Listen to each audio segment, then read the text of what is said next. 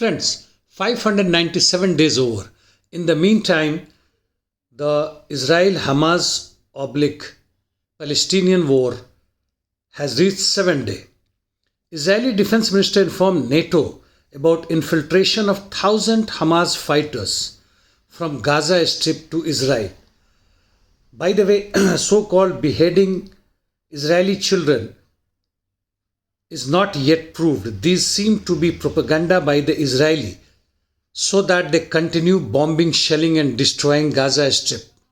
As far as the war situation is concerned, in north situation seems to be stable. In east, Palestinians attack Ofakin, Kibbutz, Nahal, Oz and Reim. In West Bank, there are clashes between Palestinians and IDF in various locations. Lebanon border remains calm. Gaza Strip is being continuously bombed by the Israeli Air Force. Israelis, in the effort to escalate the war, also bombed Damascus and Aleppo airport. While they claim that Palestinians so far have fired more than 5,000 rockets on Israel. So far, the casualties towards Palestinian sides have been more than 1,500, while wounded are 6,200. On Israeli side, 1,300 and 2,800 respectively. US Secretary of State Blinken visited Israel, so is likely to be from the France, Germany and other European countries. These war criminals and warmongers visit the places where they ignite the war or even start the war in hope of selling arms and ammunition of their respective war industries and gain some commission. And of course, they show crocodile tears. From the Ukrainian war zone, in south on Kherson front, Ukrainians fired more than 30 shells towards left bank of Dnieper river, which included Novaya Kakhovka, Krinky, Oleshi, Golaya, Priston, but nothing much to report. On Zaporizhia front towards Orikho, the Ukrainians launched offensive towards Rabotino but did not gain anything. They have been unable to get any breakthrough between Rabotino and Verbov. Towards Pyatikhatki, Russian army improved its position in recent times, while there is report that Ukrainians moved forward north of Kopani a day before.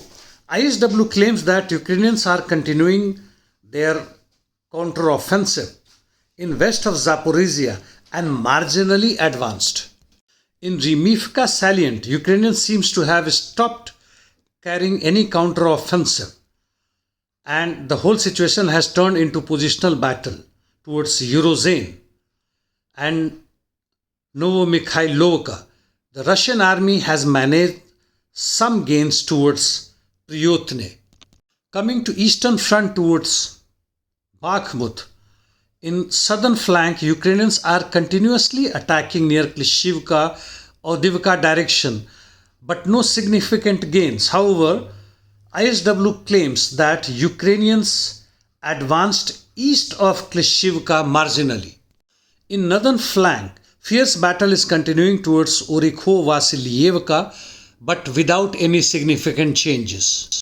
On Avdiivka front, the situation is quite fluid and not very clear, though Russian army seems to have moved further, both in northwest and southeast direction, and Ukrainians have retreated from their trenches almost 500 to 600 meters.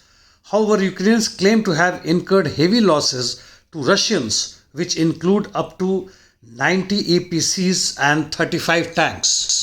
Russians gain towards West Heap area and Berdichi in north and in south towards northeast of Spartak, also towards Siversk and Opitne. As of now, Avdiivka is not under military encirclement. Ukraine's defense is strong and formidable, and with heavy fortified trenches and bunkers like Azovstal in Mariupol is difficult to breeze through.